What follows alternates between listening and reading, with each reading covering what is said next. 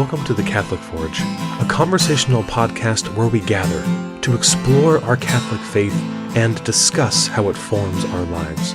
All are welcome to join in this conversation and journey. Thank you for listening. Hey everyone, welcome to the show. Here. We've already got 30 minutes. 30 minutes of banter. I'm trying to get it going. Hey everyone, welcome to the show. This is Eric in Missouri. This is Ben in Kentucky. And John in Illinois. Well, happy anniversary, gentlemen. Our 75th episode, which is kind of a platinum episode, sort of. You're supposed to give a gift of diamond and gold. Well, silver and gold I don't have.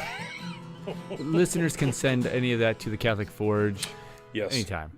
We will accept gold and silver. Silver, Paul and Peter didn't have it, but if you do, we'll take it. We'll be glad to. But that would not be in the very good spirit of this episode, which is, as you can tell from the title, minimalism. Although I don't think a minimalist necessarily would say that you cannot have a financial wealth necessarily.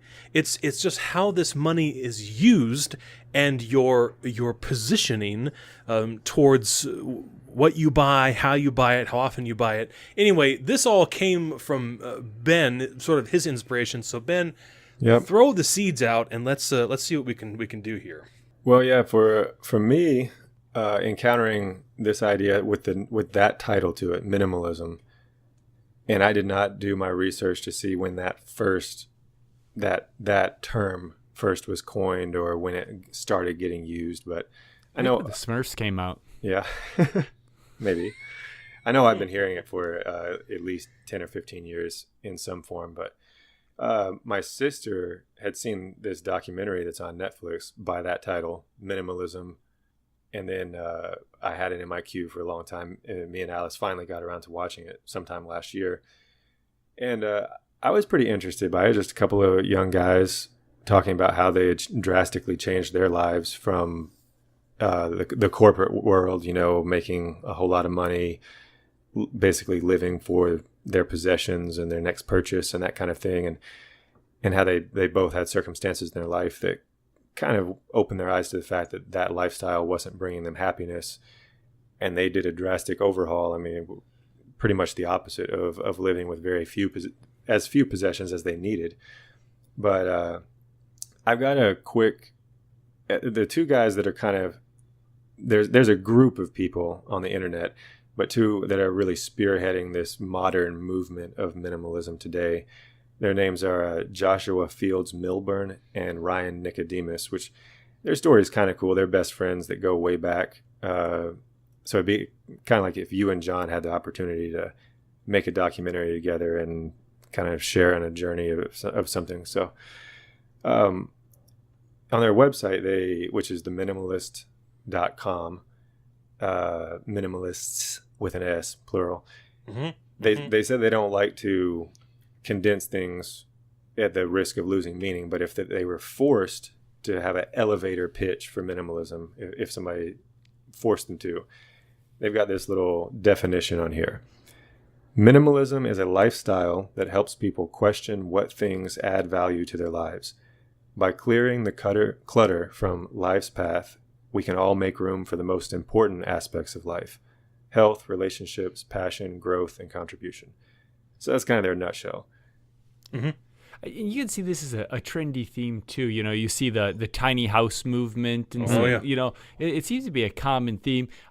IKEA kind of came out with that thing too, the minimalist Swedish view, and of course then they got into the excess. But, but I mean that was actually part of the IKEA movement that happened earlier too, where it was about minimalizing, getting minimal things, even furniture, very simplistic, very utilitarian. It's a very utilitarian approach to life. Yeah, kind of keeping it. Yeah, now that I think about it, we've got a couple pieces of IKEA furniture, and they're very stripped down, very simple. Not ornate, simple, functional. Yeah. Which kind of is, when you think of modern furniture or a room that somebody would say is decorated in a modern way. I hadn't thought of that, John, but yeah, very, very much a functional, stripped down look.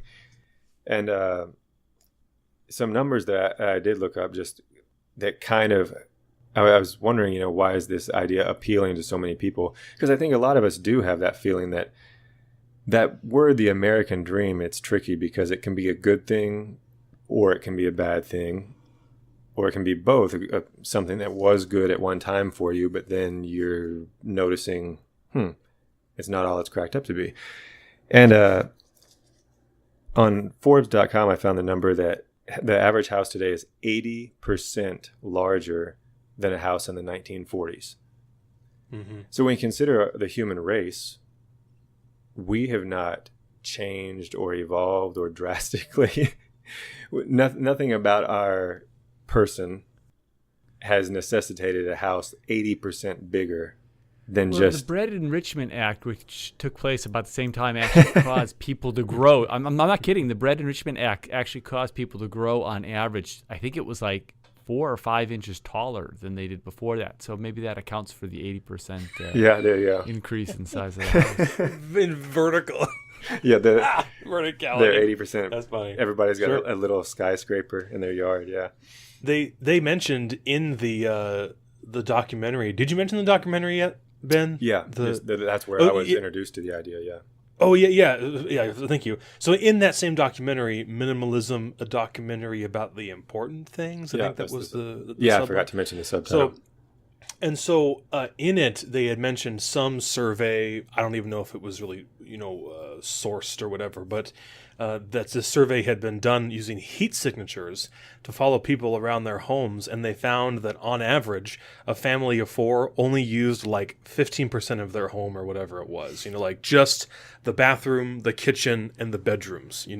Not at all the living room, not at all the dining room. If they mentioned specifically like this house that they looked at had this big massive porch. No one went there. No one went into the garage except to go in and out. So there is I think a lot of credence to that. And in that same kind of chapter of the documentary, they mentioned that the excess has become so great that at the time of making the documentary, I think in 2016, if I had to guess, maybe 2017, that there was a $2.2 billion private storage facility industry, which compared to other things is not really that much, but it's considerable. I would say that's pretty suggestive evidence that people have so much stuff, they have to have more space on top of space on top of space to store it all, to possess it all. Yeah. We really have come to a state in our life, and I wouldn't call this the American dream.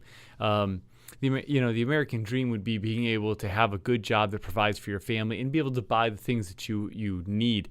But this excess of materialism, of course, is filling a void. We're empty inside.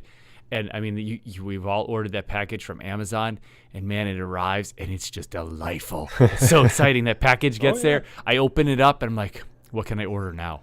Do you track it? Because they just... It's wipes. Okay. Yeah, it doesn't matter. Just opening it up. Right. It's that package. I get it. And then, okay, that rush is over, and that constant need for that rush and that fulfillment from the material world. Yeah. What a horrible cycle. And that is really the crux of the documentary. Those two ideas. One, and this is what they testify to in their own life, that they both felt that deep gut level desire for something more, something deeper, something truer. And just to your point, John, what they were defining the I guess modern American dream as is the newest phone, all of these things. And so I think they were using that as like an operational term, and Ryan spoke to it specifically. I think a lot of their branding comes out of their experience. For example, Ryan had mentioned his disgust because he was a cell phone salesman and he was targeting 5-year-olds to sell cell phones to 5-year-olds. He never really goes into that, except he just says that's what he did. So from his perspective, he sees the American dream as having the newest and best all the time. But of course, I agree with you entirely that that's not That's not it at all. That's a really perverted view. That's just taking and looking at the failure. That'd be like saying the dream of marriage today is to get married and then 50% of us get divorced. That's a perverse view of what it is. The American dream is nothing about materialism. It's about having opportunity. And that's a side tangent we don't really need to go into. So it's about having opportunity to grow, And to tie that together, I think both are right there. That, John, you're absolutely right. The American dream in itself is a good thing.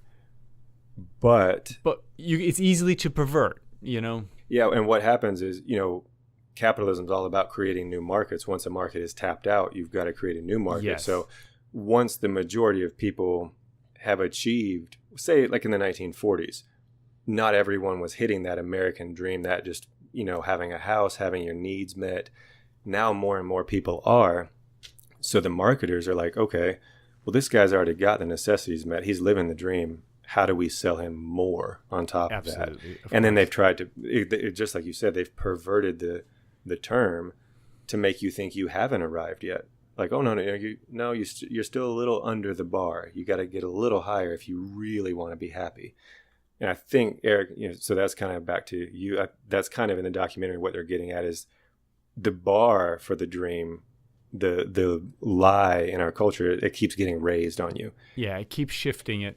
Yeah, and they do have some character witnesses who come in and talk about the levels at which this occurs in the consumer market. For example, they mention fashion and different aspects of it. But this gal comes in. I can't remember who she was. Go watch it for yourself. It's on Netflix. Go check it out, and then you can see for yourself.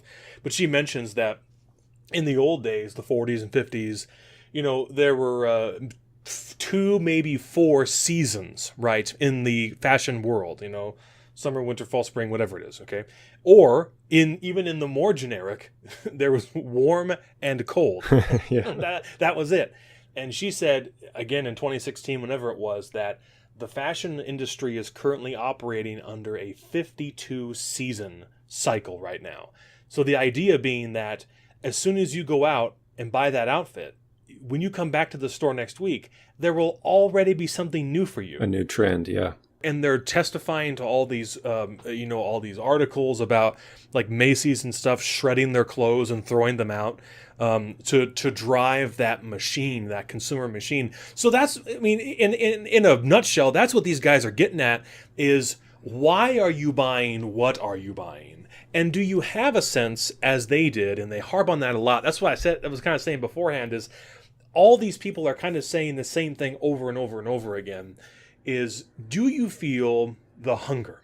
Mm-hmm. And are you using stuff to fill the hole, to fill your gut up over and over again? So obviously, I want to invoke Saint Augustine, who addressed this in the first page of Confessions, that our hearts are restless until they rest in God, but not yet, because we know that is the answer. Yeah. But at the same time, there is something attractive about this lifestyle. The minimalist lifestyle or the materialistic lifestyle? Which one? I'm living both of them right now. Okay. And so, yes, I'm in transition. Well, first of all, they have some people on the documentary who are supposed to be like character witnesses about why minimalism works when you have kids. And they don't actually show how it works. They show them like playing outside in a park, and they show the parents making dinner for their children, and that's it. That's like the whole thing. Minimalism works for us. Look, we put lettuce in our salads, and we go to the park and play soccer. It's like that's the thing is in the first like 2 acts of the documentary, they're showing these people, these hipsters. They're living in New York in a 25 square foot apartment or whatever it is, and I'm like, if you ever have children, you're done. Yeah. See, that. Let me just say that. I have plenty to be critical of, but let me say, just to angle a little bit into the argument, is the way they present the minimalist approach, the minimalist psychology, is very selfish to me. Well, it sounds very marketed too. It's like the commercials for if you have gonorrhea and you see people kayaking and biking and right. you take this pill and you'll be better. Man, I want gonorrhea. They have pretty good lifestyles. Yeah, and so they it's all about this. We should edit that out where I say I want gonorrhea. I don't want gonorrhea. Sorry if anyone's listening with children in the car. I'll put in syphilis instead, something like that. But I'm teasing. But the interviews with these people, it does seem very closed off to me. At least some of them say that living a minimalist lifestyle kind of calls them to be in deeper community with other people. A woman who's pregnant talks about, I needed a dress. In my old life, I would have bought it. Swipe the credit card, no question asked. Instead, I called some girlfriends. Hey, can I go through your dresses? So there is a testament to how the minimalist lifestyle can generate deeper community. At the same time, I was left with that feeling of my mouth of, this taste in my mouth of, oh, golly. They seem so pretentious and selfish, these people do, closing in their lives around themselves. And because that's really, of course, isn't that what they're attesting to? The minimalist lifestyle will satisfy that deeper hunger. Does it also relate to, so the bigger, and by no means are we putting a stamp of approval on this idea. This is ultimately, and we should come back to it, this is a Christian fundamental, this idea of minimalism. We see this in the monastic life. This is something from the early fathers, even our Jewish traditions with the Essenes out in the desert, we see this kind of stuff. So we'll come back to that though. But the danger of any of these kind of ideas is minimalism is, does this become your rationale for people and relationships too? Do I have a minimalist approach to people in my life? Sorry, you don't bring me happiness, I'm cutting you out too. Or is it just with materialism? I've not seen the documentary, so I'm genuinely asking. And Eric, you can draw the line kind of for listeners too, because I've got a lot of info blended in my mind because I've seen the documentary, but I've also followed their blog and listened to a few of their podcasts. So I might be filling out information that didn't come through clear on the documentary. And I think it's worth mentioning, just if you don't mind, Ben, just quickly, is that the documentary, it is there to establish what their forgive John, what their movement is about. But at the same time, it also is literally a documentary of their road tour, this national book tour they do. And that, I think, is why, as I had said, there's so much repeated information. It's a lot of meeting people, yeah. Yeah, you end up hearing their story a dozen times as they do radio interviews, television show. They go to the Today Show in New York. And so no doubt following the blog as you have been gives you a much broader perspective on there. And I want to mention, don't let me forget to talk about one of their podcasts when we do come back around to the idea of minimalism and religion. But Ben, please go ahead. So is there an answer to the question, or? Yeah, that's what I'm going to get. I just wanted to make it clear that I don't know if it comes through in the documentary or if I'm pulling all this from the internet resources. Politically correct. It's okay. Yeah.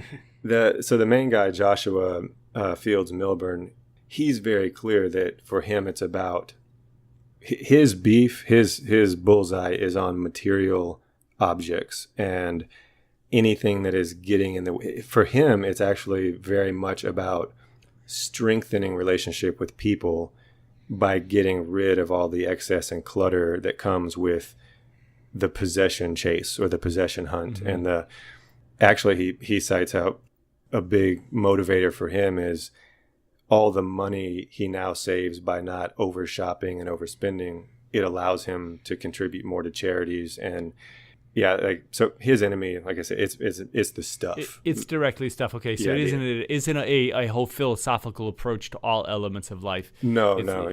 Okay. Because it could be. I mean, you get to some of these philosophical approaches, and they go way beyond the scope of their realm. Right. Yeah. And staying in the material realm, it seems a very noble principle. As long as we didn't get into a utilitarian approach to people and relationships also. Yeah, and they stress... Oh, sorry, Eric, go ahead. Well, just to say that he does end the whole documentary by saying, love people and use things, not the opposite, or the opposite not the other way work, around, yeah. or whatever. So I mean, they do position themselves obviously against the use of people in that respect.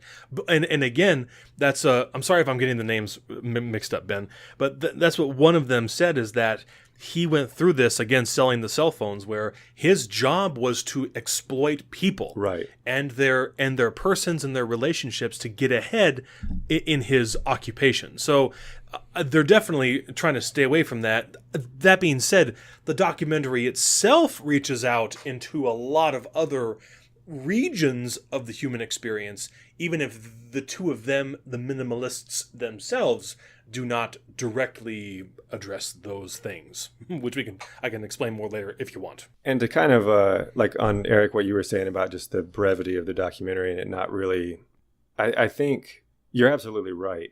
It doesn't give a lot of hands-on how to, but I think there's two reasons for that. One, I think John kind of was right too. It's almost meant to be an extended commercial. It's meant to pique your interest.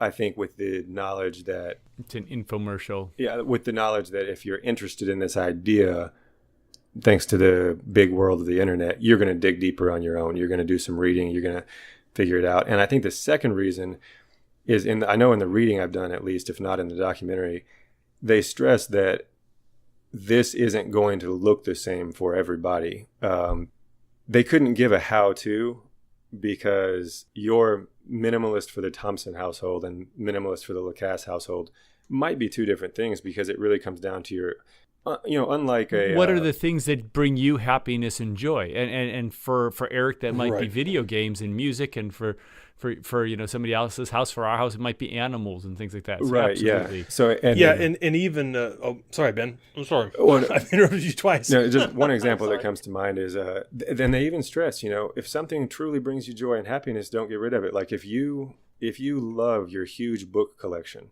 that's taking up every room in your house, if you really and truly think that brings you joy and happiness, don't get rid of it. But then they use that example. I think, is that in the documentary, Eric? Do they talk about the books? That's exactly what I was going to say. Yeah, yes. And the main guy, though, Joshua, he says, in my life, I could honestly evaluate my book collection and say it did not bring me joy and happiness. It was actually just a pretentious show of, look how smart I am. Look at all these books I've read. I want to keep them on display. And once he could realize that, he knew it was time. I don't need these taking up space in my home. I can get rid of a lot of these books. But that's not a cut and dry for everybody choice. It's gonna differ with the individual. But so that's just to address, I think it might be the documentary is a bit of a teaser, for the idea or whatever. They do give some more concrete examples. There's a woman who runs a movement called Project 333. Yeah. Simple is the new black. Very, very clever. And the idea is that here's the banner for it. Project 333 is the minimalist fashion challenge that invites you to dress with 33 items or less for 3 months. And so maybe that doesn't mean burning your wardrobe, but looking at what you have and saying, can you cut back a little bit? And there are a couple other things, like they do talk about, like John mentioned, the tiny house movement, which I think is fascinating and completely preposterous to me. Every time I watch it, I'm so tantalized by the idea of doing that. Like building it yourself and everything. You're building a little tiny house, and I really feel this very thing. Eric, you were saying about examples. My sister, actually, she's not ever heard of this topic at all, but she's got 6 kids, and she came to the realization they lived in a very small house. She's like, stuff is our problem. And every single weekend for a year, they just gutted their house. They went through everything. They got rid of, they gave it all to charity, and they gave it to church rummage sales, things like that. Nice. They live a very minimal lifestyle with things that they have, and it is lovely. I can go to her house at any point in time and show up, and it is clean. You can show up at any time to my house and it is a wreck. And it brings them great happiness because they're having an order and there's not cluttered, and with 6 kids running around, you've got all kinds of clothes. They've got a great system for it. So it definitely works. And my sister hasn't heard of this at all, but she did it out of her Christian faith called her to it, that she didn't want to have her whole life and her children's life and to always be yelling and ruining their relationships over clothes on the floor and toys on the floor. And so out of that motherly going, hey, we need to get this under control so that we can actually live and love, it has worked in her life, and I see it, and it's very impressive. I envy her. When our kids and my wife is out of the house, I secretly go around the house and collect things to give away to Goodwill too. So I just can't do it at the scope she can, because not everyone's on board in our house. That's an awesome testimony to this, because like you said, she's never even heard of this modern movement, so to speak. But no, that's exactly, it's really rooted in her Christian motherhood that she realized where joy was and where it wasn't. They've even said, like, just what she did, like every weekend, just go through, like, hold everything that you own, hold it up to scrutiny and say, do I really need this? Do I even use it? Is it bringing me joy? Or could someone else get happiness from this? That's where the Goodwill comes in, charity. Like, this is wasting away in my closet. Someone else out there could gain a lot of use from this object, Our childhood priest always had that, was his motto. It was very frustrating. You'd give him a beautiful gift, like he'd have a ratty old pair of shoes, and you'd go out, you'd buy him a brand new pair of shoes, and you'd give it to him, and he'd say, well, the shoes I have right now are working okay. And the next time you'd come back to church, and somebody at church would be wearing his pair of shoes that you just gave him, because that was his motto. He would say, his quote was, "Enough is a feast." Yeah. Enough is a feast. And that was it. He never needed more. He was always giving everything away for that same thing. And like I said before, this is very rooted, as long as it's Christocentric, it's very rooted in our faith, because things so easily become a distraction, and more importantly is they become idols. We do seek them for happiness. And of course, this relates back even, Eric, to what we talked about. Ben, were you in on that? We talked about the 4 levels of happiness. I wasn't in on that one, but I've just recently started listening to it. I so wanted you in on that one. But that's what we're talking about here, is the first level of happiness is material stuff. And it can make you slightly happy. And so that would be the only flaw that I predominantly hear, is only keep those things that make you happy. There really aren't things that can make you happy. Only real happiness comes from those higher transcendent levels, when we're in relationship, when we're contributing, when we're pouring ourselves out for relationships, and then the transcendent level with God. That's where happiness, real joy is found. You can get temporal, ephemeral happiness from things, but you won't have any long-term. And so that might be the only limitation of this kind of idea, is that, and they don't seem to, it sounds like, get rid of the stuff so you're free for more. They don't define the more.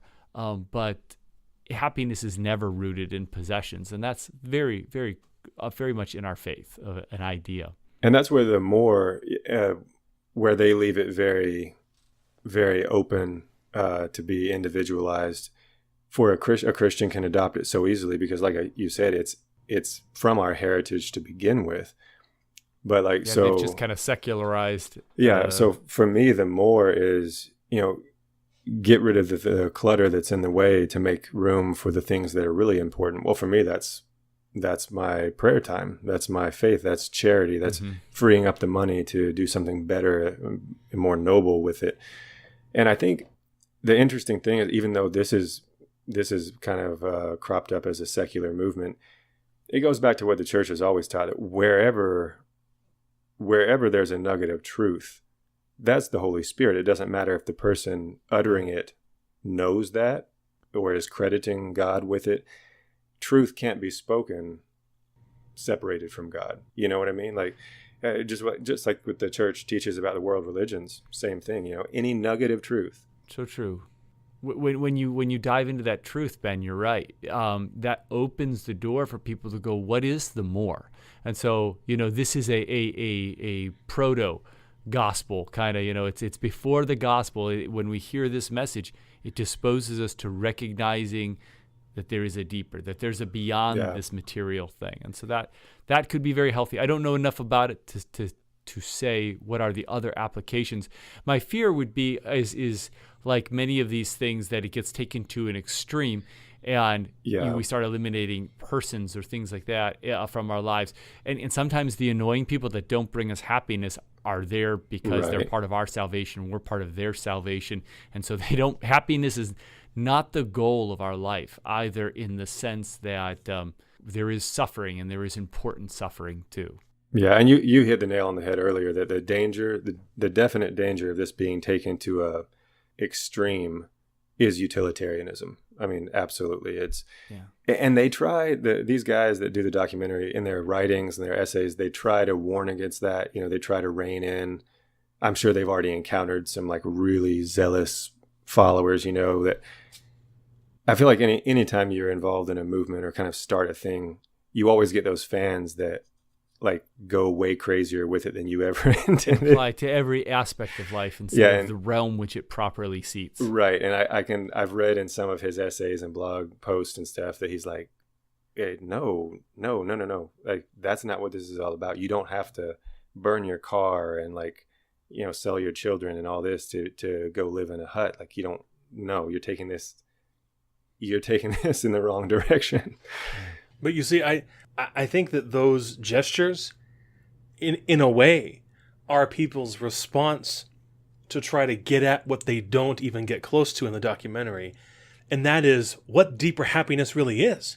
Mm-hmm. And that's the thing, is they beat you over the head with it for 78 minutes, and they never even take you close to offering another option. And it's obvious, clear as day, that they have no interest in religion or the church. Not only from the easily gained evidence on their website, but also because there he is, one of the four horsemen of the new atheism, is on the show, Sam Harris. They did. Who is a remarkable thinker, but no friend of Christianity. And I was just looking through their podcasts, and their 124th podcast was about religion. And here are, this is what it says. In this episode of the Minimalists podcast, Joshua and Ryan chat with Rob Bell, there you go, and Andrew Morgan about religion, spirituality, and their new documentary, The Heretic. And together they answer the following questions. What are a minimalist's views on religion? Very interesting. What resources do you need, etc.? Was it painful when the church turned its back on you? And if so, how did you move past the pain? I don't know who's asking that question. They're speaking about Rob Bell, which Rob Bell is not a Catholic, so they're using church in the lowercase c. Because he went AWOL even from his Protestant denomination. He started getting into some pretty heretical teachings. Yeah. And then do we actually choose beliefs, or are they a result of an unconscious process? And so those are rhetorical questions for the moment, of course. That's in that podcast. We'll throw a link to that. Definitely some concerns. Yeah. So in the documentary, they in at least in one section, they interview a person who says that meditation became part of his minimalism. That he actually, you can watch it and tell me if you think differently. It doesn't seem like he actually cut any clutter out of his life at all. But his witness was to how meditation, I imagine TM, transcendental meditation, I'm not sure, but how meditation helped him to take out the clutter of his mind, to get away from anxiety and worry. Yeah. And so, and that's as close as they get in the whole documentary to offering something greater or beyond. And it seems like with this evidence that I have, that they are, well, Ben, it sounds like you listened to that episode. Is that true? Did you check that one out? Oh, the religion. Rob Bell, or no, I didn't listen to it. I just know I've read. You know about him. I've read about elsewhere Bell. about Rob Bell's situation. Yeah. I think what John said was really solid in that. Check it out as a philosophy, a life philosophy. And indeed, it harkens back to, to the center of discipleship in Jesus Christ. This was the working of the early disciples. I think it's Acts chapter 2, verse 42. Yeah. They sold all of their possessions and gave all their goods in common, and lived in happiness and prayer and breaking of the bread. Think about, I told this story at a concert I gave, It's a story from the Gospels, but it's that young ruler, right? And he wants to follow Jesus. And what does he ask? Well, great, just give away everything you have and give your money to the poor. And the man is heartbroken, and in the context of the story, I said, can you imagine if there had been just one more disciple, if we'd had 13 instead of 12, or, before the Jesus' betrayal, if there had been one more person who would have gone into another part of the world, just as the disciples did, what impact one more person would have had on the world if they truly sacrificed everything. And Jesus, of course, comes back with that almost joke, easier for a camel and so on. And so there's a lot of play there. So if you check out the documentary, if you got Netflix, I would encourage you to do so. Really have that lens, that filter ready to see this in proper correspondence to your life. The other fear that I would see with it is if it's rooted in the pursuit of happiness, the pursuit of happiness always leaves you empty. And so when I don't do things, I don't have things if they don't make me happy. If that's the matrix by which I'm judging life, that's a dangerous matrix to apply to other things. There are many things in life, eating healthy, exercise, that don't always make me happy. My relationship with God, going to church on Sunday, man, there are many times it doesn't make me happy. Right. But it makes me joyful on another level. There isn't always an immediate happiness, but there's a greater joy that comes from it. But that is much harder to see. Sticking with my wife, there are many times where she hates me, right? But she sticks with me. But if it was just the pursuit of happiness, then you lose out on a greater reality. Mm-hmm. And so once again, I would encourage everyone in the discussion of happiness to go back and look at those things that Father Spitzer has outlined as the 4 levels of happiness, because these first 2 levels, which is what they're talking about, is the material makes me happy, and there's nothing wrong with that. A good meal can make you happy. And the comparative, comparing yourselves to your neighbor, those are the first 2 levels of happiness, and they always leave you empty. The next 2 levels, though, are contributive and transcendent. And those do not always make you happy immediately. So my fear is, once again, taking this philosophy out of the realm that it belongs, which is in those 2 base levels. It's to help you identify that and applying it to higher levels of happiness and going, well, that relationship, that spouse doesn't make me happy. I need to cut her out. That would be the fearful thing. Or God, it doesn't immediately make me happy. So as long as we are careful not to apply it to a matter which it does not have the capacity to reflect upon, right, it would be okay. And that's the problem with any one of the philosophies that have caused so much. There have been many philosophies in the last 2 centuries that have caused so much chaos because they were true in their realm, but then when applied beyond the scope of what they were meant for, they can cause devastating effects. And that, Eric, is actually, that's why I didn't listen. Which their podcasts are way too long. Talk about, we worry about going long. That's the pot calling the kettle black. No, their average seems to be like an hour and a half, hour and 45 minutes. And that's why after a few episodes, I realized I can't keep up with this. It's way too long. Sure. But even if I had, I may have listened to it out of curiosity to see what they said, but just I wouldn't go to Lowe's to get an x-ray or to get stitches. I wouldn't go to Lowe's for medical care. I'm not going to go to these guys for specifically religious advice because I know that's not their purview. That's not what they know anything about whatsoever. And I already know my faith and know where I stand. The Sam Harris thing, I do remember as soon as I saw him come on, which you've now seen this documentary much more recently than I have, so you remember it more clearly. I remember at first thinking, oh, here we go. But am I wrong that his comments, whatever they may have been, they were balanced? He did not bash religion in any way in that interview, correct? Oh, no, he was definitely speaking from the position of a neuroscientist or a neurophysicist. Absolutely. So he didn't slip in any cheap shots or anything against religion. Okay. Because I remember once it was all said and done, just thinking okay, well, that was fair enough. Not too bad. But it definitely sparked my curiosity as to where their loyalties were having him as a guest. But at the same time, from a Christian view of love, we certainly can't dismiss every human who's an atheist as our enemy or as... Oh, no. Their pursuit is still the pursuit of truth. They just might not find it the same way. Right. At least hopefully a genuine atheist is there because they are pursuing truth. And that is noble. I think they're misguided. But yeah, there's Right. nothing wrong with somebody that is a proclaimed atheist in the pursuit of truth. I just hope that one day they will find Oh, absolutely. and both of you are right. I think that this on its own, absolutely right. No way it can lead to happiness. And I thought that through the whole documentary, through all the things I've read, I thought, I'm glad that these people are doing this, but unfortunately without God and without Christ, they ultimately will still not be happy. But then it did occur to me that on the spectrum of happiness, in a sad, secular way, they still may be happier than they were. Because they're getting to that third level, like you They're said, coming where up, you yeah. get into contributive and relationships, where that's part of the third level of happiness, which is definitely a higher level of happiness. Yeah.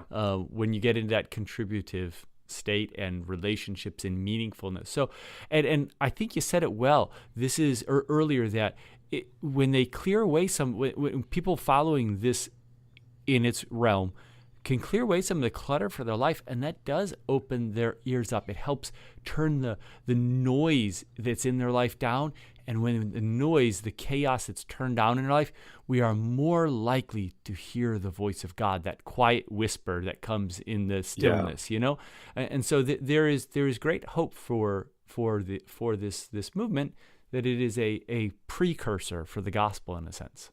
I mean, I guess, and Eric, if you have anything else, by all means, jump in. For me, wrapping up on my end, I like it. If I had to put it in the pro or the con category, I'd put it in the pro category as long as it's supplemental, especially like my personal case. I'm coming to it already with a well-formed Christian background.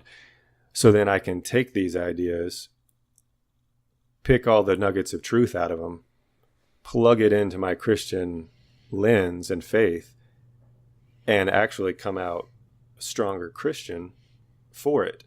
Somebody who's not coming to it with any kind of Christian background, yeah, like you said, it's going to still leave them wanting. But one thing I wanted to make sure and mention is because I thought this was brilliant, and I think this is probably in the essays on their website, not on the documentary. One of their big points about all of this is that your belongings are not neutral. And that idea kind of blew my mind. I had never thought of it like that. But they say your stuff, it's not neutral. It demands your time. Your possessions demand your time, demand your thought, and demand your money.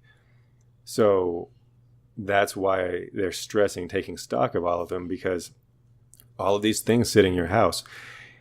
If you really start to look at it and take inventory, like I've kind of done over the past few months, another part of my personal story, my sister kicked me in gear twice. First, she introduced me to the documentary. I watched it like a year ago.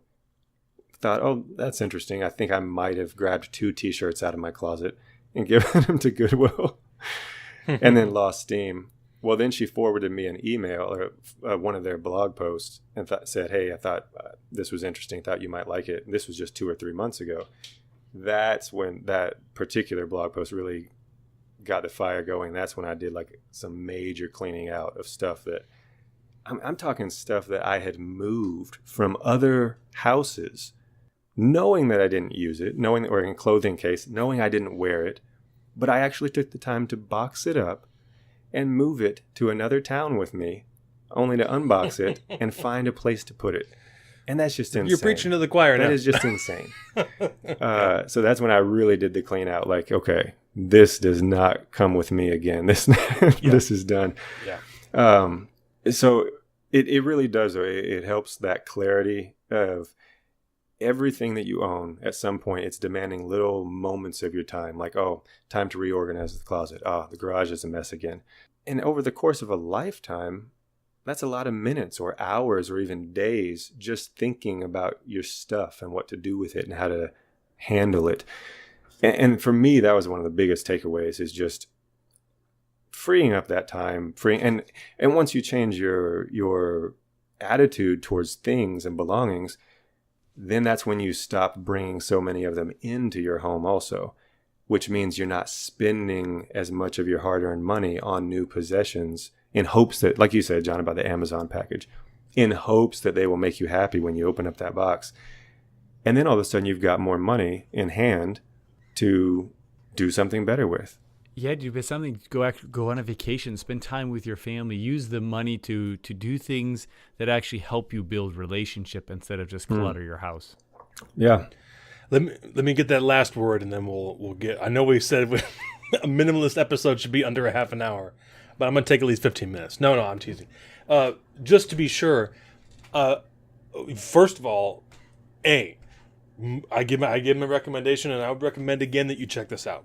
It is compelling, interesting, thought-provoking, but it seems to me they go out of their way to avoid any transcendental, except for that brief mentioning about meditation as a solution.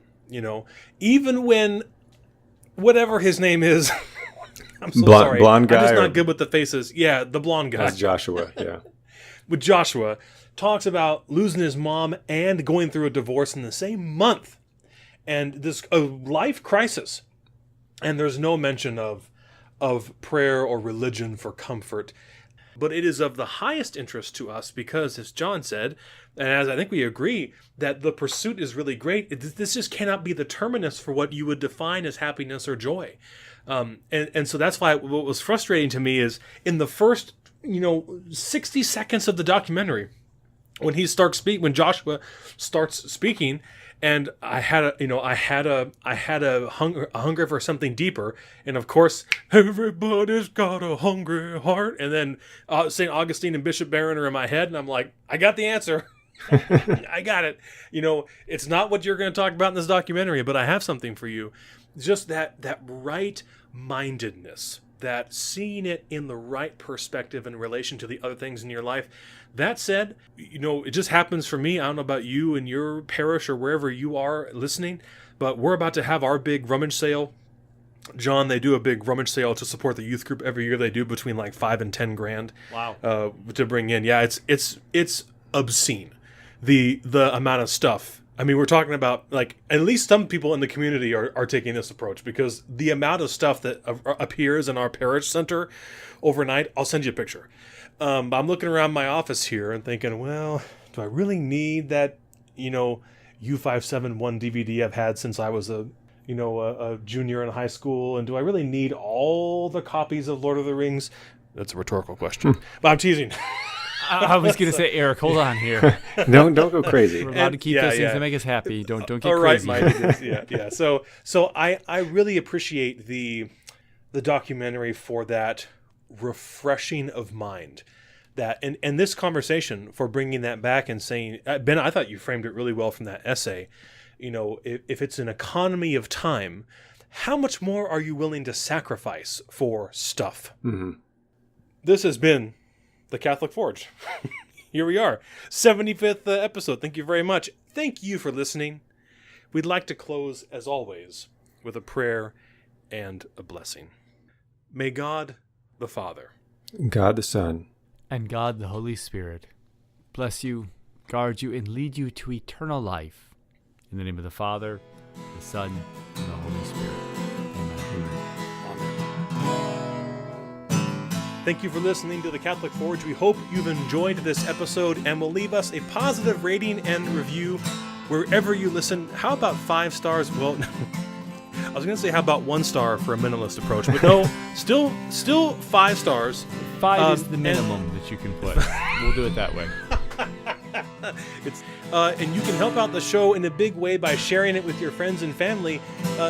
It could be that your friends and family enjoyed the show so much they respond. John, we have some listener mail. Oh, we did. We had somebody send me a message, and they just said, "Love the Forgiveness and Guilt podcast!" Exclamation point. Well, to that person, that's awesome. Thank you for writing in, first of all, and share that. All right, get that out there. It helps us in untold ways. And also thank you to Forge Fan for that 5-star review on iTunes. Ben especially appreciates that, as that's our vehicle to the stars. Yeah, and you know, if you do recommend this episode as a accompaniment to it, recommend the 1 and the 4 levels of happiness. Agreed. As always, you can continue the conversation with us on Facebook and kind of Twitter. I haven't updated Twitter in a long time. I will. I need to get Ryan, what was it called? Woof from The Office? Yes. I need to get that. I need to get that. Yeah. So someone see if that's real or not.